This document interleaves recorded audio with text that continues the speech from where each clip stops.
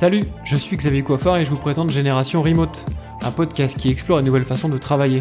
L'idée c'est de comprendre comment est-ce qu'on peut travailler autrement. Dans ce podcast on parle de télétravail, de digital nomade et de comment se créer son propre mode de vie dans un monde de plus en plus numérique. Je vous propose d'explorer ces différents univers sans filtre avec des personnes qui vivent au quotidien. Si ces sujets vous intéressent, abonnez-vous.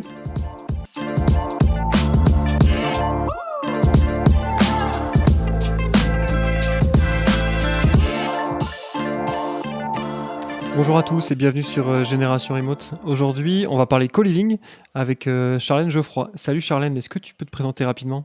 Salut Xavier, oui, je suis Charlène, je suis digital nomade depuis 3 ans.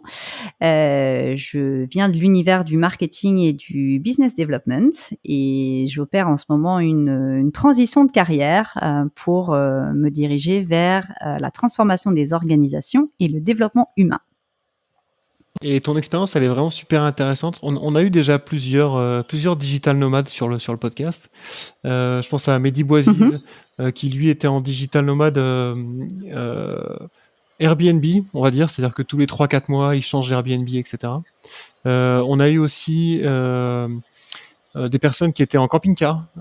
Cyril Barem, par exemple, qui donc, lui, traverse l'Europe avec sa famille et son camping-car.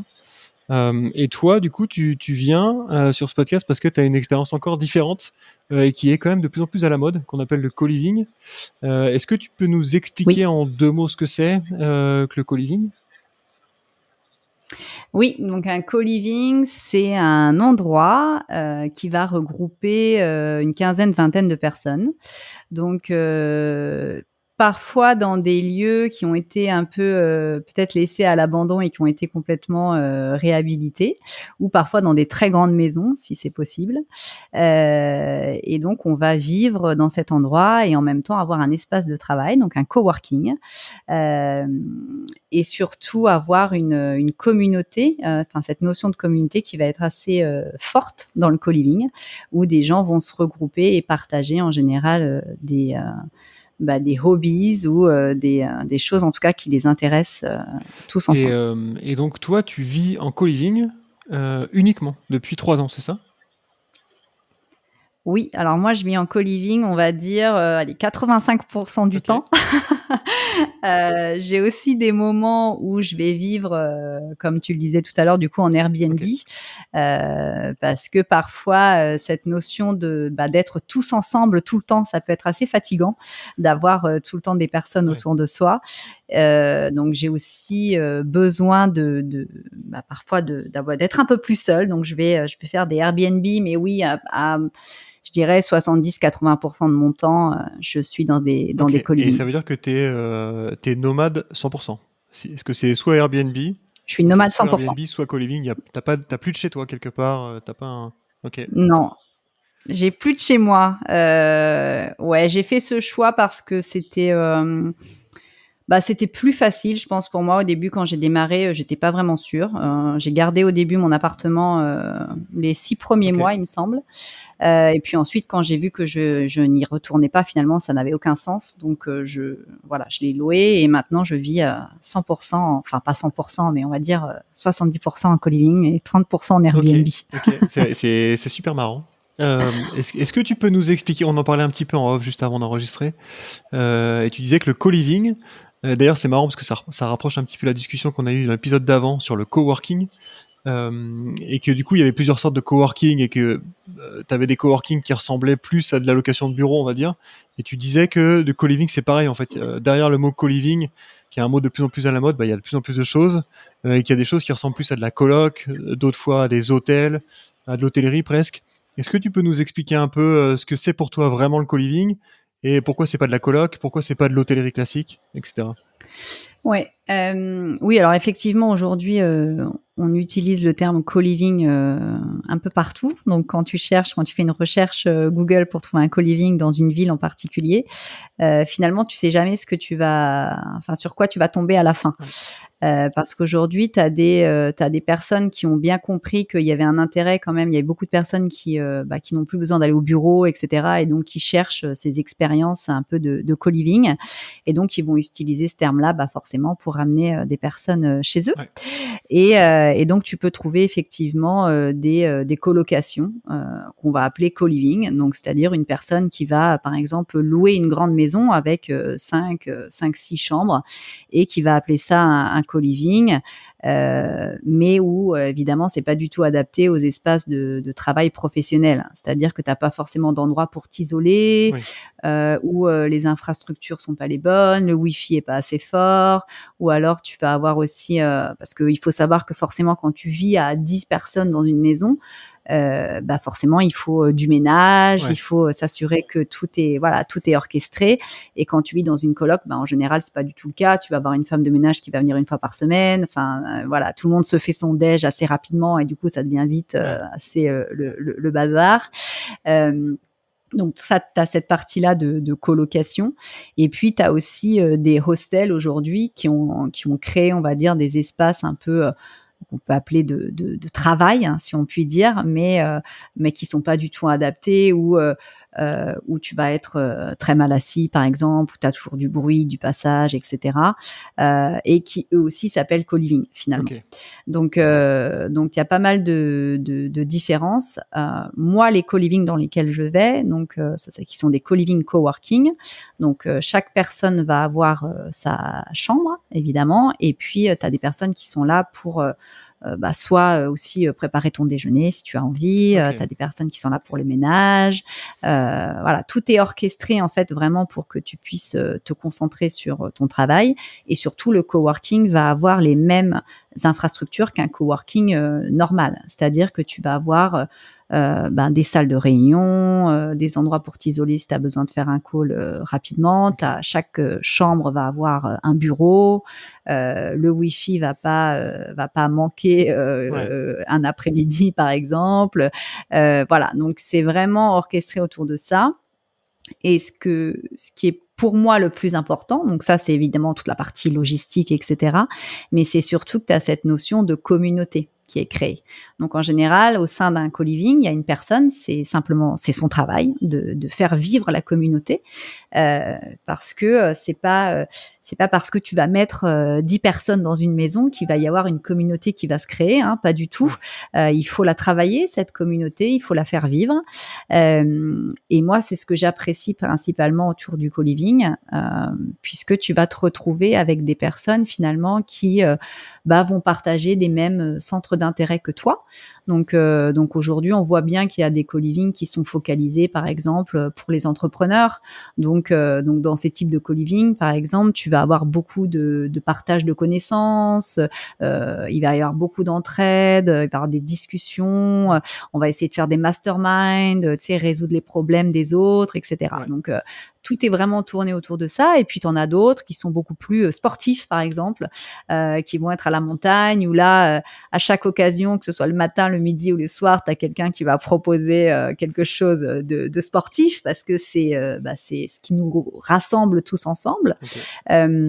Voilà, donc tu as vraiment un thème, je dirais, dans le co-living. Et je pense que c'est là, ceux qui sont les plus intéressants pour moi, en tout cas, c'est que tu sais ce que tu vas trouver. Ouais. C'est-à-dire que tu arrives dans ce co-living et tu te dis pas, avec quel type de personne est-ce que je veux me retrouver. Non, tu sais que si tu vas dans un co-living qui est plutôt tourné vers l'entrepreneuriat, tu vas pas te retrouver avec des personnes qui vont être là une semaine et puis qui sont salariés, par exemple. Tu vas vraiment être avec des entrepreneurs qui ont envie de développer leur business.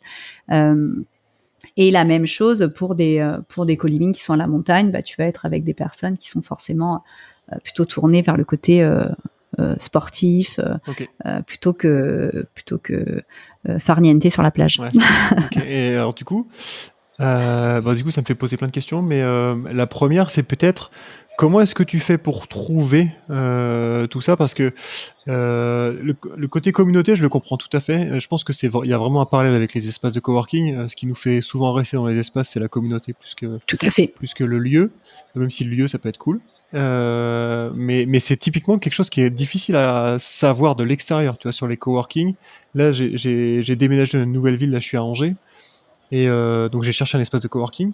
Et pour trouver, c'est compliqué, tu le sais pas facilement, tu sais à peu près quel est le type de personne, mais quelle est la qualité de la communauté, c'est difficile.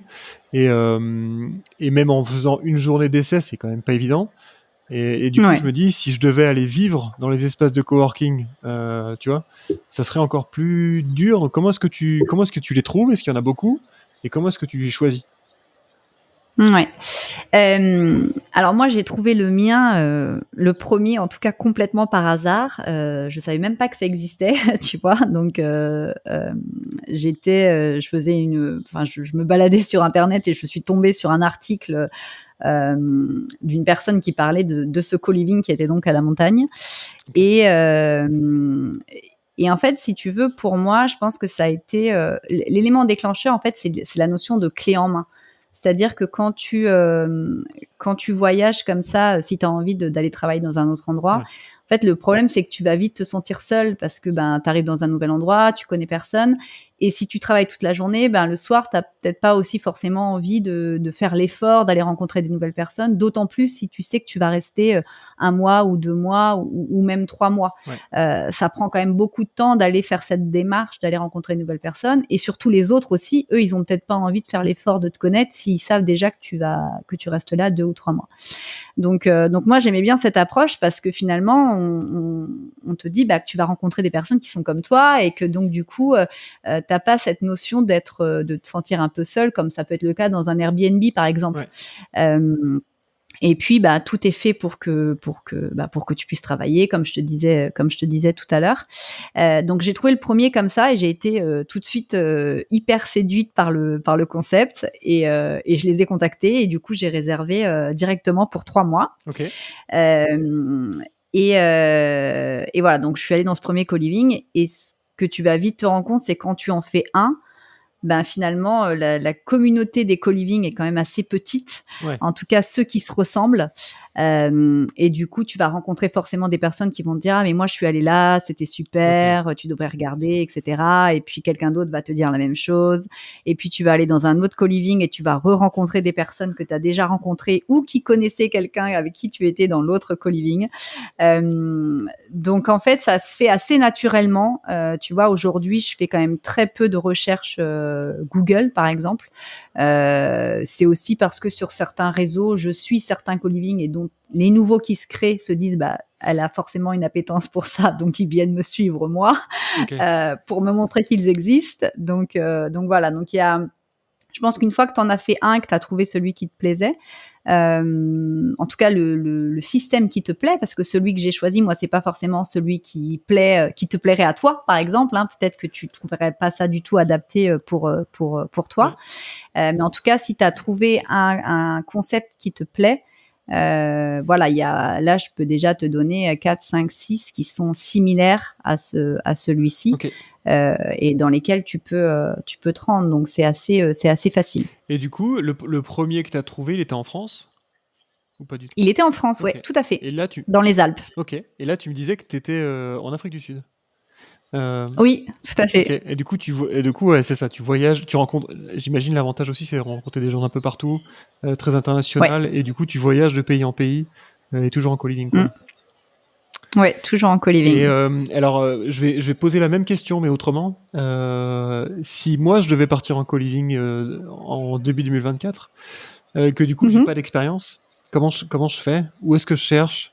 Comment est-ce que, enfin, tu vois, est-ce que je vais sur Instagram? Est-ce qu'il y a des communautés sur Internet? Comment est-ce que je fais pour trouver le premier? Eh bien, écoute, déjà, tu peux me demander à moi. Non, alors tu peux faire une recherche Instagram, oui, tout à fait, un co-living, je pense assez facilement, mais aussi sur une recherche Google, hein, tout simplement. Il y a aussi pas mal de groupes Facebook qui sont enfin qui s'appellent Digital Nomad Community, je crois, Ok. et où tu peux poser des questions et demander s'il y a quelqu'un qui peut faire une recommandation sur un co-living dans la ville dans laquelle tu as envie de te rendre.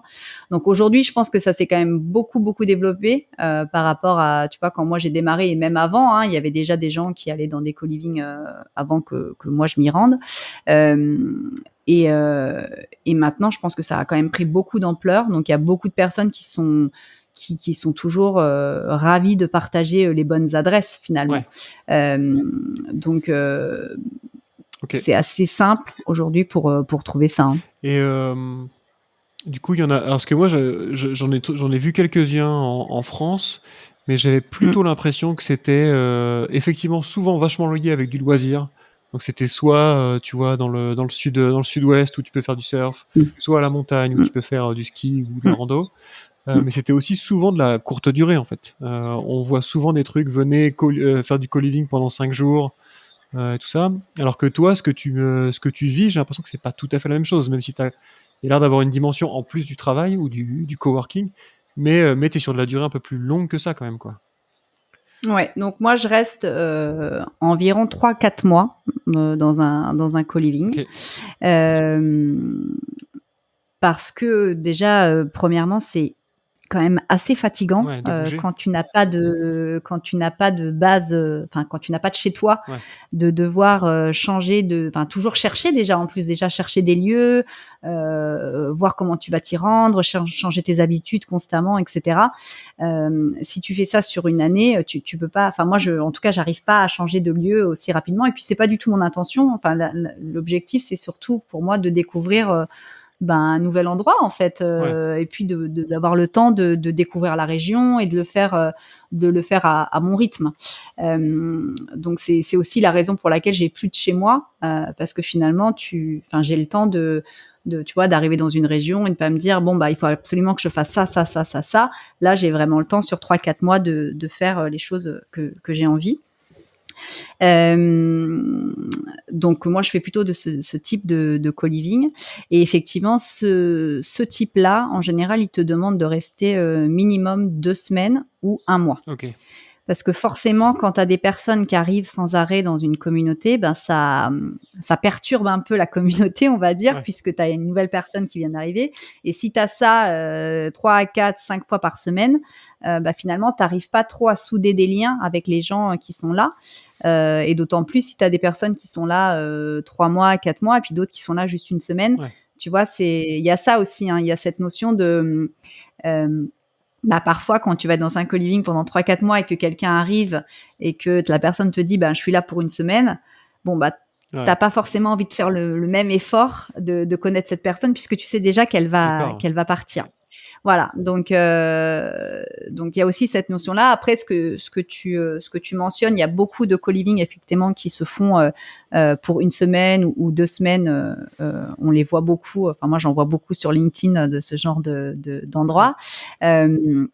Alors c'est autre chose, je pense. C'est plutôt des personnes là qui vont avoir une base, une maison, et qui vont se dire pendant une semaine, au lieu de prendre des vacances, peut-être j'ai envie d'aller soit m'entourer aussi de personnes des personnes comme moi peut-être, et puis se dire je vais en profiter pour découvrir une région pendant une semaine et après je rentre chez moi.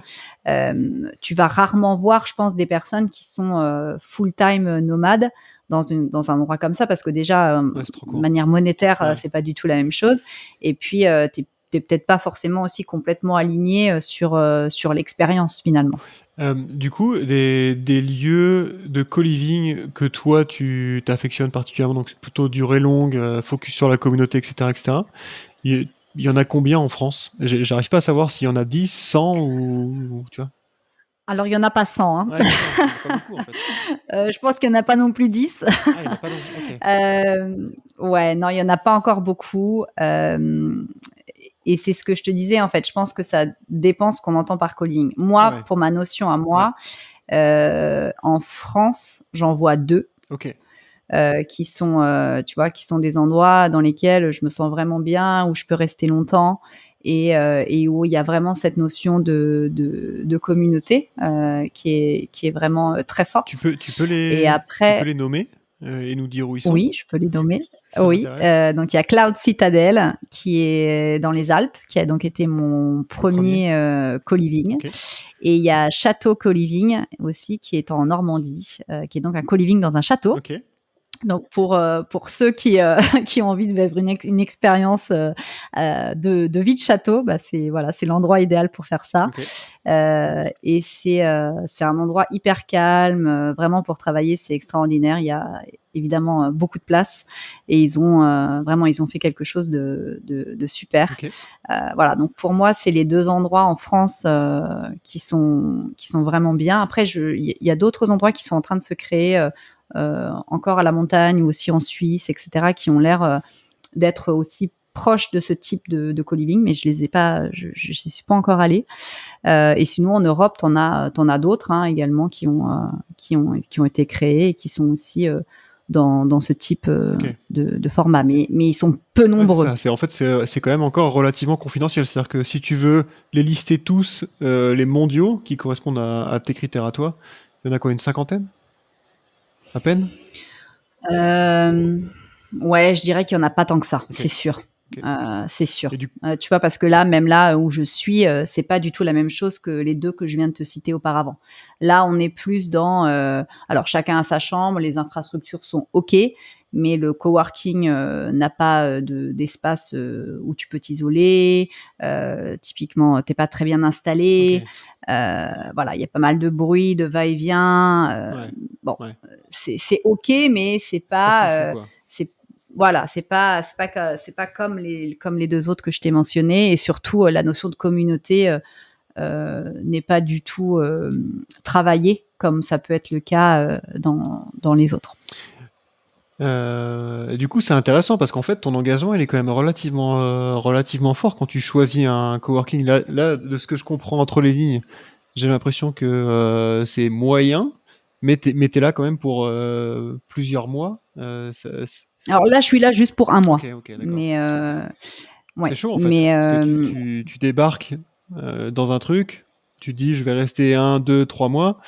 Si le truc est pas foufou, effectivement, tu as un effort à chaque fois de, trouver le prochain, être sûr que c'est le bon. Tu as une espèce de mini stress ou de ouais, alors après, je pense que tu sais, tu t'adaptes aussi, hein. C'est bien parfois de faire aussi des choses, enfin moi j'aime bien aussi parfois faire des choses différentes. ouais, Tu vois, comme je te disais, les 2 que je t'ai mentionnés, je pourrais pas vivre 12 mois dans l'année dans un tel lieu, parce que c'est, en fait, il y a une telle énergie de faire des choses tous ensemble. Tu vois, tu te sens rarement, t'es rarement seul en fait. OK, Donc parfois, ça peut être bien aussi de coupler avec un endroit, par exemple comme celui-là où je ouais, suis, où t'as, il y a quand même des personnes qui sont là. Donc si tu as envie d'aller discuter avec eux, tu peux le faire, mais c'est pas autant poussé vers toi. OK. Donc tu vois, tu as un choix qui est un petit peu différent, même si personne ne t'oblige rien, dans les 2 autres, hein, attention, on te force pas à faire partie de la communauté si tu en as pas envie, mais comme elle est beaucoup plus forte, c'est vrai que tu as, bah, parfois, tu te dis: «Bah, non, je vais aller faire ça finalement, ça a l'air sympa ce qu'ils proposent», et cetera. Donc alors que là, on te propose moins de choses, donc forcément, tu as plus de temps pour toi. Ouais, ouais. Et puis aussi pour bosser, non? Je sais pas, je me dis que quand tu débarques, avec des gens que tu connais pas, dans un truc où la communauté est assez forte, au début, tu dois être hyper productif parce que tu dois bosser pas mal. Et puis au fur et à mesure des semaines où tu es là, que tu connais tout le monde, que c'est chez toi en fait, c'est devenu chez toi. Est-ce que ta Mmh. productivité, elle baisse pas un peu ou est-ce que t'as pas plus de tentation? On le voit déjà sur du coworking. Et du coup, comment est-ce que tu arrives à allier ça? Tu vois, à la fois le côté communautaire, etc. Cool, je me fais des potes et la vie de travail à côté. Bah, moi, écoute, je sais pas si vraiment ta productivité, baisse. En tout cas, ce qui est sûr, c'est que tu es beaucoup plus focalisé. Ouais, C'est-à-dire que autant, tu sais, quand tu es chez toi, bon, tu vas te dire: «J'ai rien à faire après, donc ça, je vais le faire après», et cetera. Là, par exemple, si tu es dans un co-living à la montagne et que tu as prévu d'aller ouais, skier ouais. entre midi et 15 heures, par exemple, bon, bah, je peux te dire qu'entre 8 heures et midi, tu es très, très, très Ouais, focalisé tu sur finis ton ton taf. travail, parce que tu te dis: «À midi, je vais aller sur les pistes». Donc voilà, donc il y a aussi cette notion-là, hein, je pense, tu vois, Ouais, et puis je pense, après, il faut voir comment tu le vis, hein, dans le co-living, mais c'est vrai que je pense qu'aujourd'hui, beaucoup de personnes, peut-être, qui sont en co-living vont avoir, vont être soit il va y avoir pas mal de freelance, ça c'est vrai, mais tu as aussi des salariés, mais qui du coup vont plus être sur un mode aussi asynchrone Ouais, quelque ouais, part. ouais. Tu vois, on n'est pas forcément sur des gens qui doivent être absolument connectés de 9h à 13h et de 14h à 18h. Euh, il va y avoir beaucoup plus de flexibilité et dans un co-living, c'est pas rare de voir des gens, tu arrives dans le cowork, il est 23h minuit, il y a des gens qui Ils sont en train de bossent. Ok. travailler. Tu vois, donc ils gèrent finalement un peu leur temps Ouais, comme ils entendent. Mais voilà, en fait, c'est réussir à allier ta vie, euh, le plaisir et le travail quelque ouais, part, ouais. même si tu peux prendre du plaisir dans le travail, attention, mais c'est vraiment ça, je dirais, tu vois, pour moi, ça a été vraiment le début. Ce que je me suis rendu compte, c'était autant avant quand j'étais à Paris, t'attends le Les week-end, vacances, ouais. t'attends les vacances, voilà, pour pouvoir faire du ski, pour pouvoir faire une rando, pour pouvoir, enfin voilà, tout ce genre de choses. Et alors que là, t'es plus du tout dans ça. Ouais, C'est-à-dire que là, tu te dis, ben non, mais en fait, si je me lève plus tôt, par exemple, demain matin, mais en fait, je peux me caler une rando, lever de soleil, et je redescends, et ouais, genre à 10h, je suis devant mon bureau et je peux travailler toute la journée. Donc, il y a vraiment un switch qui s'opère dans ta vie qui est vraiment assez fort, en fait, quand tu vis de cette manière, je dirais. ouais. Ça, c'est un truc que je comprends tout à fait parce que j'étais à la Martinique pendant 4 ans, là, les 4 dernières années. Et effectivement, Ouais, mon temps de travail, moi, en tant qu'entrepreneur, il était modulé en fonction des randos, de la plongée. Des fois, j'allais plonger le matin, je ouais, revenais, il était 13h et je bossais jusqu'à à fond c'est l'après-midi, ça. enfin, ce genre de truc, quoi. Ouais, Et ouais, et faire ça tout le temps dans exactement. des environnements qui changent, c'est vrai que ça doit être quand même pas mal cool.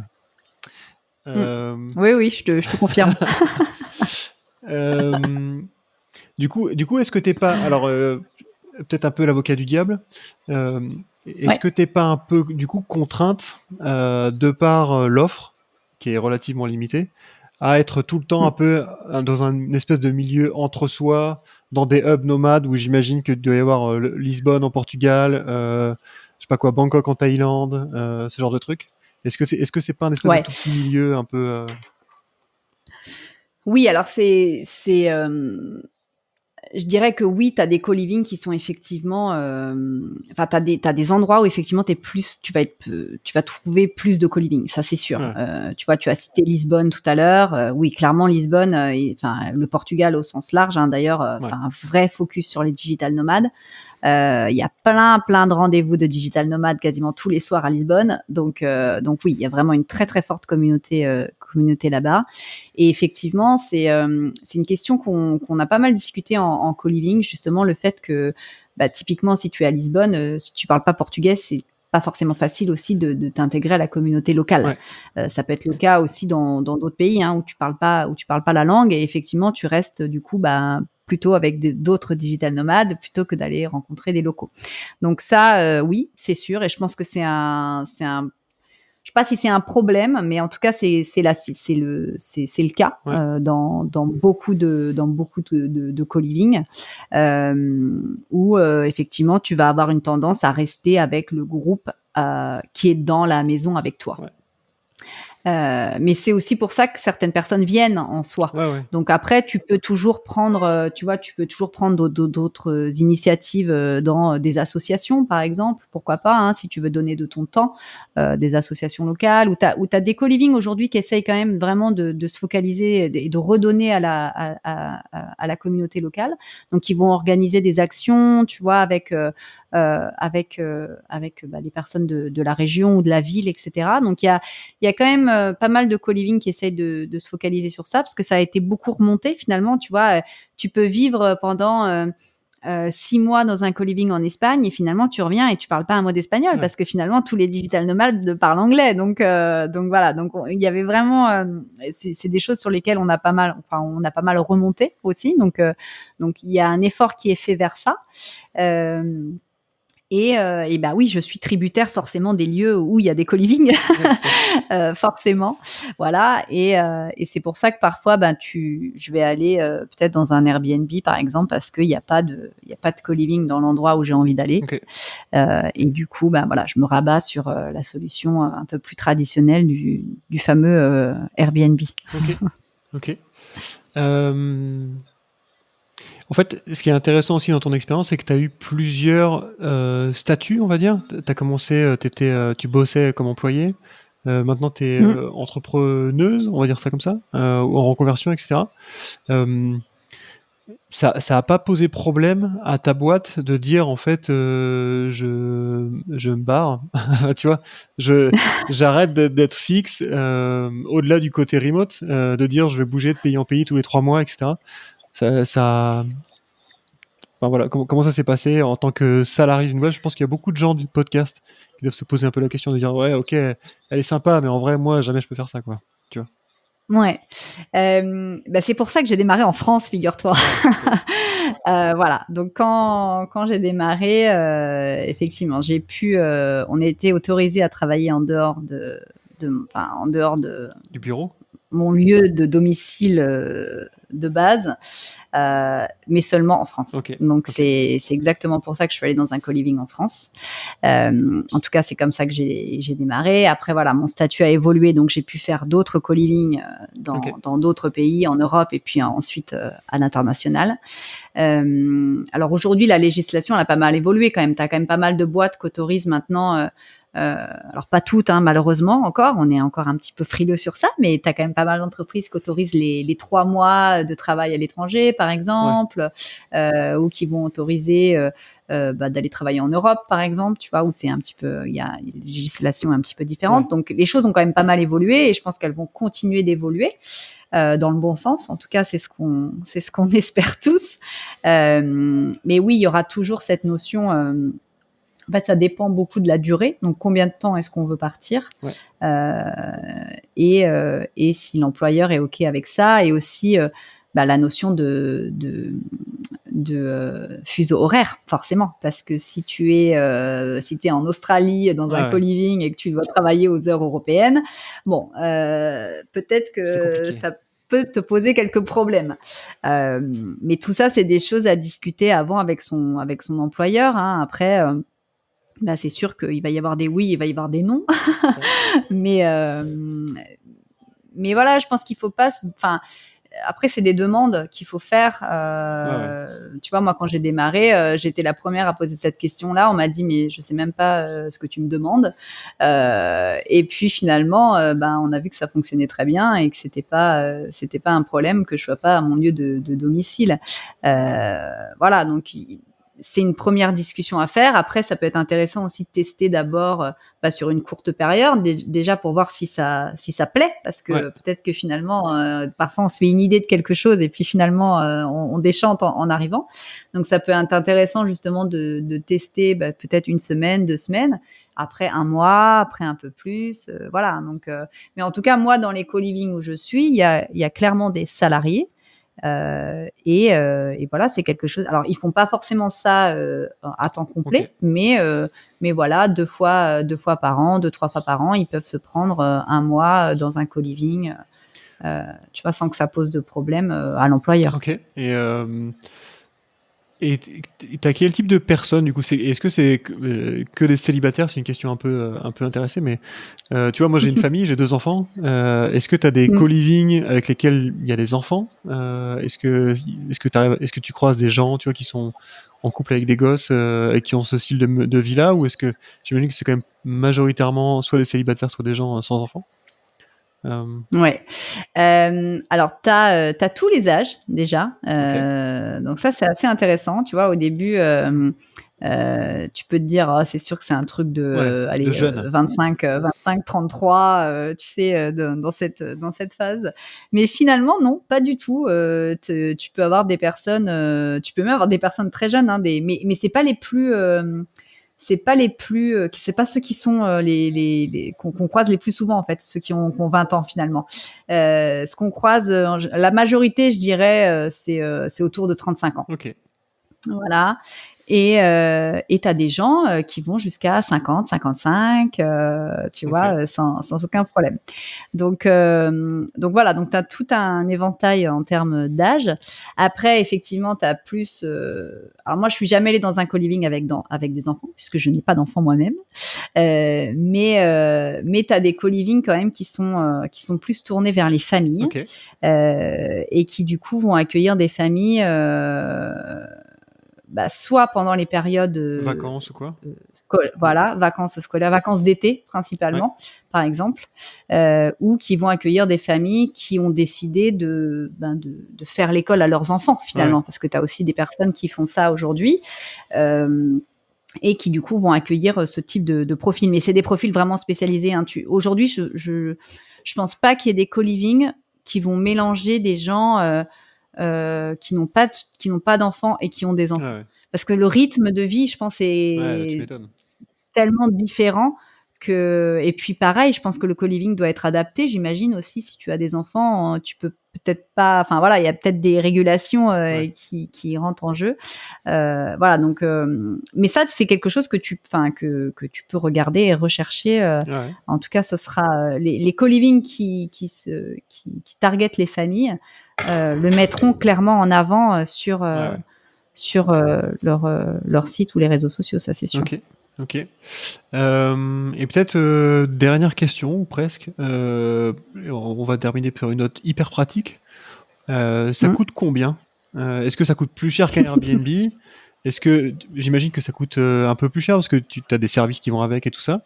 Et puis j'imagine aussi que ça dépend vachement du pays évidemment. Mais est-ce que tu peux nous donner une idée à peu près du budget moyen, on va dire, même si c'est peut-être pas dire grand-chose. Ouais. Alors effectivement, ça dépend du pays, ça c'est sûr. Bien que quand même, je dirais que ça se rapproche.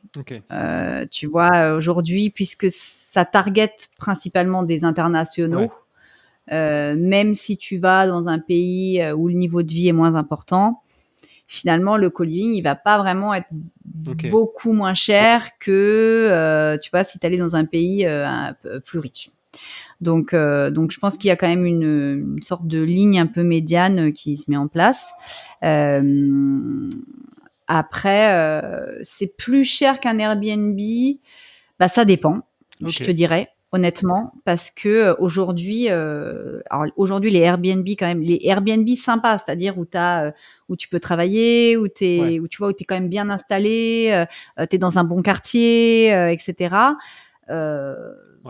Si t'es dans une ville, c'est quand même pas donné, hein. Voilà. Et le co-living, forcément, t'as le coworking aussi qui est intégré. Donc, si tu devais payer un coworking aussi en plus, tu vois, forcément, voilà, tu rajouterais ce coût-là. Donc oui, je te dirais que c'est l'équivalent d'un appartement à Paris peut-être, avec en plus un coworking, quoi. Mais ça dépend où tu te situes. À la montagne, l'hiver, c'est très cher, par exemple, forcément. Si tu vas à la montagne l'été, c'est beaucoup moins cher. Les prix sont pas du tout les mêmes. Si tu vas sur, tu vois, tout ce qui est Espagne, Canaries, etc., c'est beaucoup moins cher. Par contre, si tu vas sur la Suisse, forcément, c'est un petit peu plus élevé. Voilà, donc. Ok. Ouais, je pense que c'est pas mal. Ça permet d'avoir une idée. Finalement, je suis assez surpris que ça soit pas beaucoup plus cher qu'un Airbnb ou quasiment même prix. Mais ok, c'est cool. Ça permet d'avoir une idée. Du coup, peut-être dernière question, qui est à peu près toujours la même sur le podcast, c'est quel conseil tu donnerais à quelqu'un qui veut se lancer, qui veut faire sa première fois en co-living. Voilà, quels sont les 3-4 conseils que tu donnerais Eh ben déjà, je vous dirais, vas-y, fais-le, lance-toi. Non, honnêtement, je pense que c'est une expérience fantastique. Enfin, moi, je me souviendrai toujours de mon premier co-living, ça c'est sûr, de ce que j'ai pu ressentir quand je suis arrivée dans cette maison, des gens que j'ai pu rencontrer, de l'énergie qu'il y avait dans cette maison. Vraiment, c'était une expérience vraiment incroyable. Donc, je dirais déjà, premièrement, allez-y, faites vos recherches et lancez-vous. Et puis, non, la deuxième, ce serait de s'assurer que ça peut fonctionner avec votre employeur si vous êtes salarié, évidemment. Et puis de bien en fonction de ce qu'on recherche aussi, ça peut, en général, quand on regarde les réseaux sociaux, on se fait une bonne image quand même de ce qu'est le co-living, parce qu'ils postent quand même beaucoup de choses, etc. Et de pas hésiter aussi parfois à contacter des anciennes personnes qui ont été dans ce co-living et de demander, en fait, c'était comment pour toi, voilà, de sélectionner deux, trois personnes par exemple et de se dire finalement qu'est-ce qui fait que cette personne a adoré cet endroit. Ça peut aussi aider pour être sûr qu'on va bien matcher dans la maison. Mais oui, pour moi, honnêtement, je dirais, au pire, ça plaît pas, vous arrêtez puis vous repartez. Enfin, je veux dire, il n'y a pas de grand risque majeur à faire ça. Mais vraiment, pour moi, l'expérience est vraiment top. Qu'on soit salarié ou entrepreneur. Ok, cool. Merci beaucoup pour ton retour d'expérience là-dessus. Je t'en prie. Est-ce qu'on peut te contacter si on a des questions sur le co-living, et si oui? Oui. Ou comment? On peut me contacter. Écoute, sur LinkedIn, ça marche toujours bien sur LinkedIn. Voilà. Je mettrai le lien avec mon nom. Ouais, pas de problème. Ça roule. Écoute, merci beaucoup pour ton retour d'expérience. Merci à toi. Merci beaucoup.